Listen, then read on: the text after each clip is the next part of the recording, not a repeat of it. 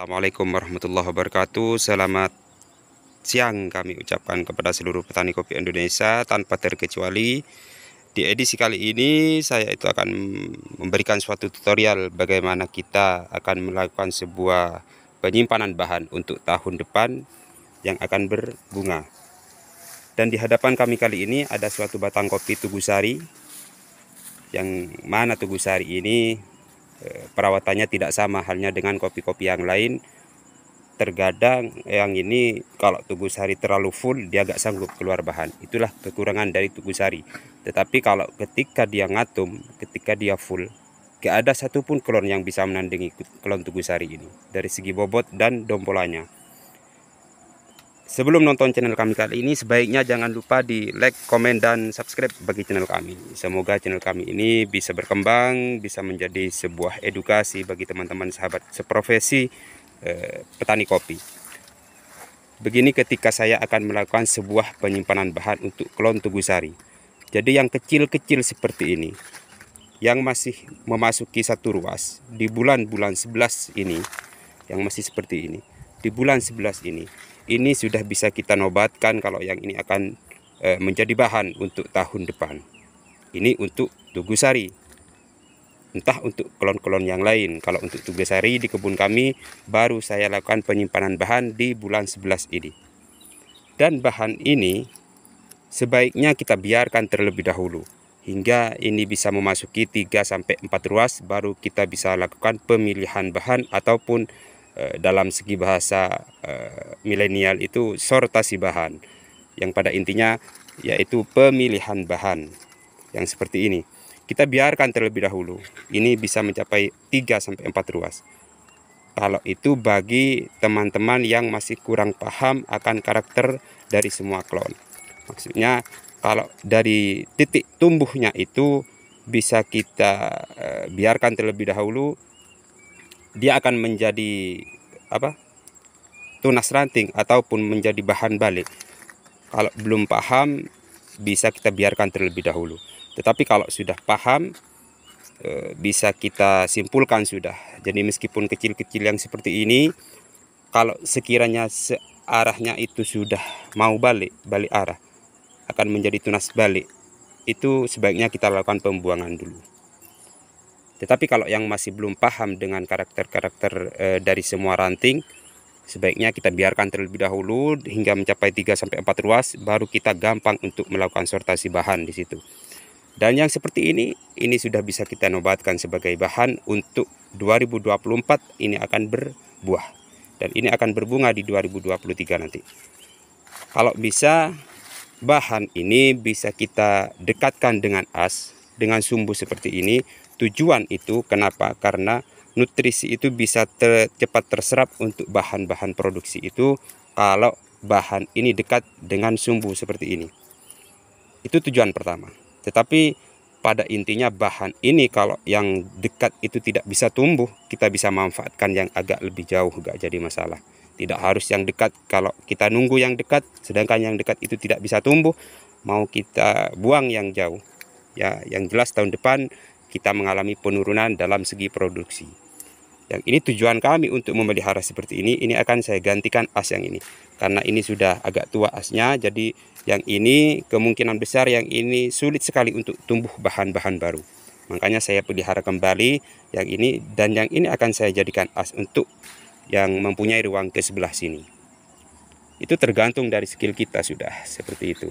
Inilah Tugusari di kebun kami. Jadi Tugusari ini tidak bisa kita simpulkan produksinya itu tidak selalu maksimal. Itu tergantung dari iklim dan cuaca kita masing-masing. Ikhtiar kita yaitu dengan cara penyimpanan bahan seperti ini. Inilah namanya ikhtiar kita.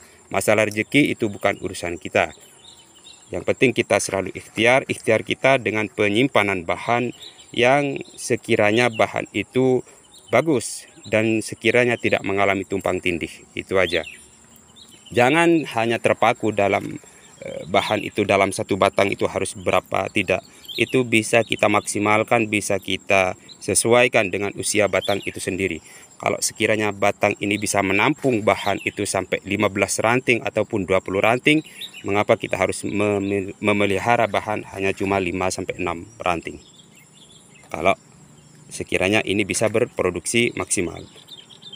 Jalan keluarnya ya cuma kita harus bisa menyesuaikan dengan batang ini dan bisa kita sesuaikan dengan nutrisi yang kita beri setiap tahunnya.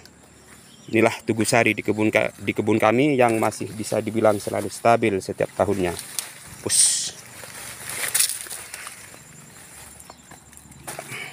Beginilah kami ketika melakukan penyimpanan bahan seperti ini.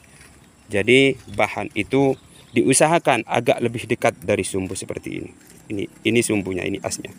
Paling tidak 1 jengkal atau 20 cm kita pelihara tunas-tunas baru yang seperti ini. Jangan kita lakukan pembuangan yang seperti ini. Ini sudah bisa fix kita pastikan ini bahan untuk tahun 2023 akan berbunga yang seperti ini. Makanya banyak sekali yang mengalami kekeliruan seperti ini. Jadi kita biarkan dulu. Biarkan kesemuanya ini hingga mencapai 2-3 ruas. Kalau kita mengalami kebingungan dalam segi penyimpanan bahan, inilah Kelon Hikmah. Tuh. Yang selalu stabil dan tunasnya pun selalu tunas raja, gak ada tunas ranting. Di buahnya untuk tahun depan seperti ini. Jadi kembali ke penyimpanan bahan tadi. Kalau yang jauh seperti ini tidak bisa tumbuh bahannya, ya kita manfaatkan yang dekat seperti ini. Gak jadi masalah. Jadi kalau yang dekat ini tidak bisa tumbuh, maksudnya kita manfaatkan yang agak jauh. Kalau yang dekat ini bisa tumbuh, ya kita buang yang agak jauh, supaya nutrisi itu bisa cepat terserap kepada bahan-bahan yang akan kita lakukan penyimpanan untuk tahun-tahun berikutnya. Dan tunas-tunas cacing yang seperti ini namanya tunas cacing teman-teman, yang tumbuh pada sirip tunas raja seperti ini. Ciri-ciri tunas cacing, dia tidak bisa memanjang. Meskipun hanya 2 ruas seperti ini sudah menua. Tidak ada pupus lanjutannya seperti ini. Tidak ada pupus lanjutannya.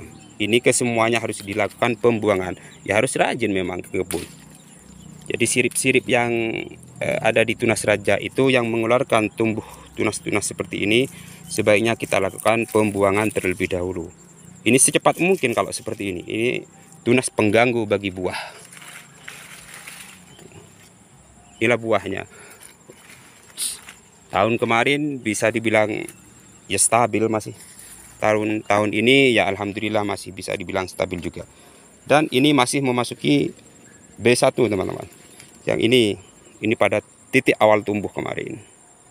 Saya sudah melakukan penyimpanan bahan ulang di B1.